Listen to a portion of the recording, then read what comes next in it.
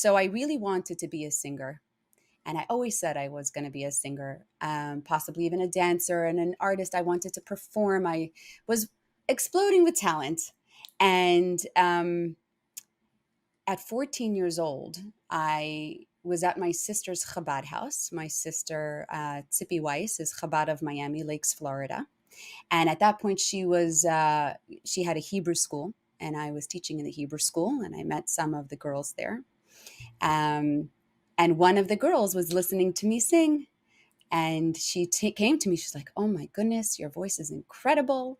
My sister is in the music industry and she must hear your voice." So indeed, I went and I sang for her sister. And her sister says, "Oh my goodness, I'm a young, impressionable girl. It's the perfect time to get a girl my age involved in the industry." And she had mentioned How that old were you at that point? I was approximately 14 years old. 14. Mhm. And she had mentioned that she's friends with NSYNC, and that was like the big boy band Mhm. back in the 90s, and Backstreet Boys, and these were like the leading, top artists in the secular industry, and she really wanted to represent me. And she said to me, "You're going to have to speak to your parents, of course, to get approval, right?"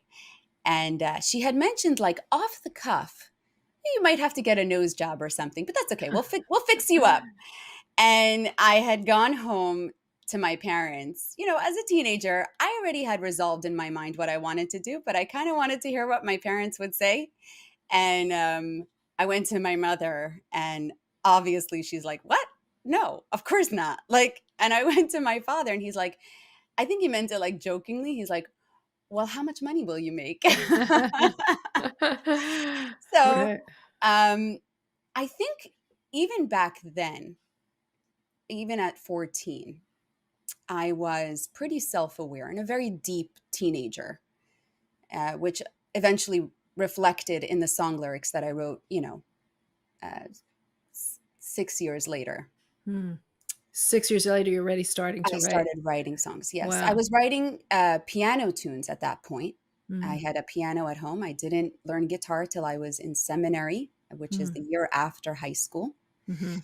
And but already at that point, I thought to myself, I looked at the Mickey Mouse Club where all these original pop stars started from, and they started out so innocent, so pure, as children are.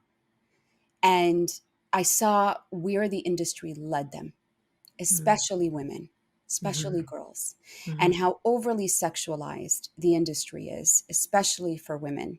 And that really is what sells. And I was deep enough and conscious enough to know that that was not a path that I wanted for myself. Even not that I could ever put Judaism aside, because it's the life and breath and air that I breathe, but even disregarding that, just for the fact that I wanted to maintain my dignity and my own perception of myself and my inner voice, Mm. which is deeply reflected with a person's external voice.